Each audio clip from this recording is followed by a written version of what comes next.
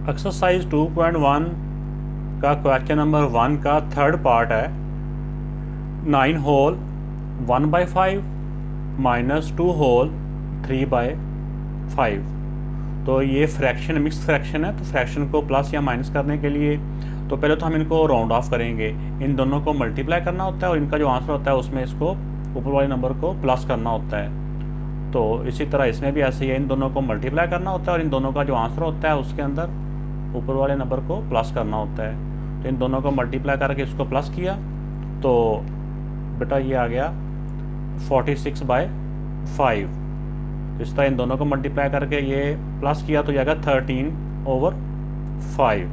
तो 5 और 5 दोनों का क्योंकि सेम डिनोमिनेटर है तो 5 और 5 का एलसीएम 5 ही रहता है।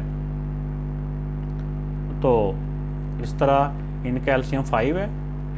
तो जब एलसीएम वही होगा जो डिनोमिनेटर है तो ऊपर वाला नंबर भी एज इट इज़ नीचे आ गया। तो ये भी एलसीएम भी 5 है, ये डिनोमिनेटर भी 5 है। तो दूसरे लफ्ज़ों में हम स्टूडेंट को ये भी कहते हैं कि ये 5 है, 5 को किससे मल्टीप्लाई करेंगे 5 ही रह जाए तो वो 1 होता है। तो ये भी मल्टीप्लाई बाय 1, अगर इसको 1 से मल्टीप्लाई किया है तो नोमिनेटर को भी 1 से मल्टीप्लाई कर दिया। तो 13 1 दा 13। अब 46 में से 13 को माइनस किया तो बेटा ये आ गया 33/5। तो ये इम्प्रॉपर फ्रैक्शन है, या सिंपल वर्डिंग में हम बच्चों को ये भी कह देते हैं कि ऊपर क्योंकि ग्रेटर नंबर हो गया नीचे स्मॉलर नंबर है तो हम इसको डिवाइड करेंगे। तो इस तरह 33 को डिवीजन के अंदर रखेंगे और 5 से डिवाइड करेंगे। तो इसको इस तरह डिवाइड किया तो 5 6 दा 30 और माइनस करने से 3 आया। तो बेटा ये इसका आंसर बन गया 6 होल 3/5। तो बेटा ये इसका आंसर आ गया। ये फर्दर क्योंकि ये कैंसलेशन नहीं होती तो ये इसका फाइनल आंसर है। तो ये थर्ड पार्ट था। अब इसके फोर्थ पार्ट की तरफ आते हैं। फोर्थ पार्ट में वैल्यूज़ हैं 14 होल 1/6 माइनस 7 होल 1/3। तो ये मिक्स फ्रैक्शन है, इसको भी हम पहले राउंड ऑफ करेंगे, इन दोनों को मल्टीप्लाई करेंगे, ये इसलिए मल्टीप्लाई का साइन बीच में आ गया। और जो अब इसका आंसर आएगा उसमें इसको ऊपर वाले को प्लस करेंगे। तो ये सिर्फ बच्चों को समझाने के लिए मैंने यह साइन बीच में लगाए हैं, अदरवाइज ये साइन लगाने की ज़रूरत नहीं है। तो इस तरह इन दोनों को मल्टीप्लाई करेंगे और ये ऊपर वाले नंबर को बीच में प्लस कर देंगे। तो इनको मल्टीप्लाई करके ऊपर वाले नंबर को प्लस किया तो बेटा ये आ गया 85/6 और इसका आ गया 22/3। तो 6 और 3 का एलसीएम इस तरह हम फाइंड कर लेंगे। वैसे तो मेंटली तौर पे भी ये स्टूडेंट इसको एलसीएम फाइंड कर सकते हैं। तो ये एलसीएम होता है 6। अब ये तो पहले से 6 है, एलसीएम की इक्वल ही है, इसको तो मल्टीप्लाई करेंगे भी तो एलसीएम की इक्वल करने के लिए तो 1 है, वरना ऐसा कहने की ज़रूरत भी नहीं है क्योंकि ये ऑलरेडी 6 के एलसीएम की इक्वल ही है। तो इसको किसी नंबर से मल्टीप्लाई करने की ज़रूरत नहीं है। और इसको एलसीएम की इक्वल करने के लिए 2 से मल्टीप्लाई करेंगे। तो इसको एलसीएम के इक्वल करने के लिए डिनोमिनेटर को 2 से मल्टीप्लाई करेंगे। अगर इसको 2 से मल्टीप्लाई करेंगे तो फिर उसी नंबर से नोमिनेटर को भी मल्टीप्लाई करना होता है, तो इसको भी 2 से मल्टीप्लाई करेंगे। तो बेटा इनका एलसीएम 6 है। तो इसको क्योंकि एलसीएम के इक्वल करने के लिए किसी नंबर से मल्टीप्लाई करने की ज़रूरत नहीं है, या ऑलरेडी इक्वल ही है, या दूसरे वर्डिंग में हम कह लेंगे 1 से मल्टीप्लाई करेंगे। तो 1 से मल्टीप्लाई करने से आपको पता है कि वही का वही नंबर रहता है। तो इसको भी 1 से मल्टीप्लाई किया तो ये एज इट इज़ आ गया। तो इसको 2 से किया, जब इसको 2 से मल्टीप्लाई करेंगे तो 22 2 दा 44। अब 85 से 44 को माइनस किया तो बेटा ये आ गया 41/6। तो ये भी इम्प्रॉपर फ्रैक्शन है। तो हम 41 को अंदर रख के डिवीजन के और 6 से डिवाइड करेंगे। इसको डिवाइड किया तो बेटा ये आ गया 6 होल 5/6। तो क्योंकि ये फर्दर सेम नंबर से डिवाइड नहीं हो रहे तो यही हमारा इसका ये आंसर है।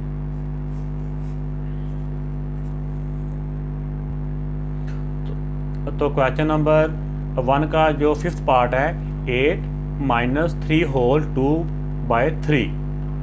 तो बेटा ये हमें एक तो जिस तरह ये मिक्स नंबर है इसको हम राउंड ऑफ करेंगे, इसका वही मेथड कि इन दोनों को हम मल्टीप्लाई करेंगे और जो आंसर आएगा उसमें इस वाले नंबर को प्लस करना होता है। तो जिसकी फ्रैक्शन में आपको पता है कि जब फ्रैक्शन होता है तो फ्रैक्शन का प्लस माइनस करने के लिए एलसीएम ही होता है। तो इस तरह इसका जिसका डिनोमिनेटर बज़ाहिर कुछ नज़र नहीं आ रहा होता उसका डिनोमिनेटर क्या होता है 1, उसका हम 1 अंडरस्टूड होता है, हम 1 लिख देते हैं। तो इस तरह फिर हम 1 और 3 का एलसीएम, 1 और 3 का एलसीएम आपको पता है कि ये 3 ही बनता है। तो एलसीएम 3, तो इस तरह हम इसको किससे मल्टीप्लाई करेंगे कि एलसीएम की इक्वल हो जाए। इसको हम 3 से मल्टीप्लाई करेंगे तो ये एलसीएम की इक्वल होता है। अगर इसके डिनोमिनेटर को 3 से मल्टीप्लाई करेंगे तो इसके न्यूमरेटर को भी 3 से मल्टीप्लाई करना पड़ता है। तो इस तरह ये पहले से ही एलसीएम की इक्वल है, तो या वैसे हम कह दें कि इसको एलसीएम के इक्वल करने के लिए 1 से मल्टीप्लाई करेंगे। अगर इसको 1 से मल्टीप्लाई करेंगे तो इसके न्यूमरेटर को भी 1 से मल्टीप्लाई करेंगे हम। तो इस तरह इनका एलसीएम 3 है। तो ये जो मल्टीप्लाई किया था, तो 3 8 दा 24 और 11 1 दा 11। अब 24 में से 11 को माइनस किया तो ये आ गया 13/3। तो ये भी इम्प्रॉपर फ्रैक्शन है। तो 13 को डिवीजन के अंदर लिख के 3 से डिवाइड करेंगे हम। तो बेटा ये डिवाइड करके आंसर आ गया 4 होल 1/3, 4 होल 1/3। तो ये फर्दर किसी नंबर से डिवाइड नहीं हो सकते, तो बेटा ये इसका आंसर है। तो इस तरह ये इसका क्वेश्चन 1 का 6th पार्ट है। 13 माइनस 5 होल 5/6। तो बेटा इसी तरह इसमें भी इसकी जो मिक्स फ्रैक्शन है, इसको राउंड ऑफ करने के लिए इनको मल्टीप्लाई करेंगे और ये प्लस करेंगे, और जिसकी फ्रैक्शन में कुछ नहीं है उसकी फ्रैक्शन में 1 हम लिख देंगे। तो इस तरह इनको राउंड ऑफ किया तो 35/6। अब 1 और 6 का एलसीएम, 1 और 6 का एलसीएम 6 ही बनता है, ठीक है। तो अब इसको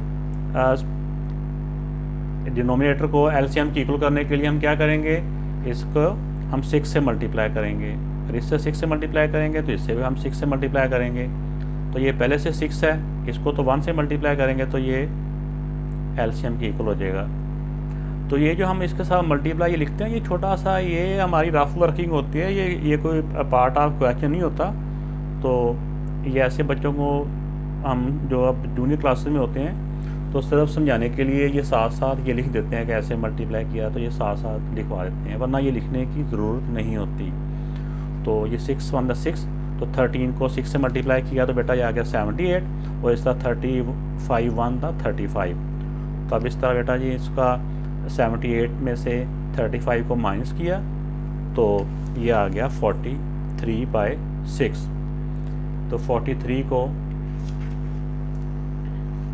43/6 है, तो 43 ग्रेटर नंबर है, इम्प्रॉपर फ्रैक्शन है। तो 43 को 6 से डिवाइड किया तो बेटा ये आ गया 7 होल 1/6।